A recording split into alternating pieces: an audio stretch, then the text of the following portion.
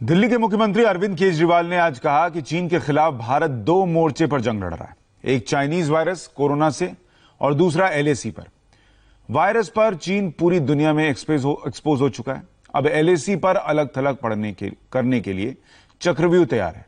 LAC पर चीन की आर्मी को उसी की भाषा में जवाब देने के साथ साथ हिंदुस्तान चीन की चौतरफा घेराबंदी में जुटा है। इस सिलसिले में आज रक्षा मंत्री राजनाथ सिंह रूस रवाना हुए। चीन से जारी तनाव के बीच रक्षा मंत्री की यह रूस यात्रा कितनी और क्यों अहम है, इस रिपोर्ट में समझिए।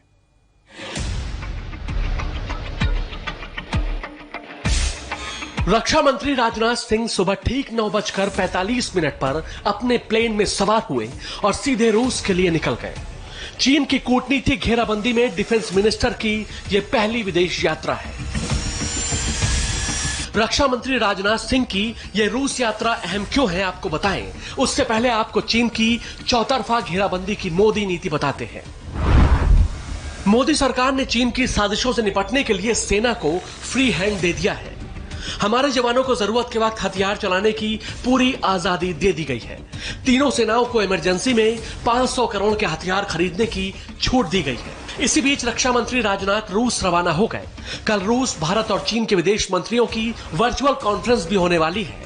लेकिन आज इससे भी बड़ी खबर सामने आई जब चीन की गुजारिश पर एक बार फिर दोनों देशों की सेनाओं में बातचीत हुई। अब आपको बताते हैं चीन से तनातनी और तनाव के बीच राजनाथ सिंह की रूस यात्रा की अहमियत क्या है। 3 दिन के दौरे पर रक्षा मंत्री राजनाथ सिंह मॉस्को में रूस की 75वीं विक्ट्री डे परेड में शामिल होंगे। इसमें भारत की तीनों सेनाएं भी शामिल होंगी।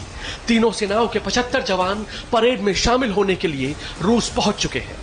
राजनाथ का यह दौरा एलएसी पर चीन से खूनी झड़प के सिर्फ 7 दिन बाद हो रहा है। इस दौरान वो रूसी रक्षा मंत्री सर्गेई शोइगु से मुलाकात करेंगे। सूत्रों के मुताबिक राजनाथ सिंह रूसी रक्षा मंत्री से चीन के तनाव पर बात करेंगे। रूस में चीन के रक्षा मंत्री वेई फेंगी भी मौजूद रहेंगे, लेकिन राजनाथ उनसे नहीं मिलेंगे। राजनाथ सिंह रूस से anti defence missile system S-400 की जल्द से जल्द डिलीवरी की मांग करेंगे।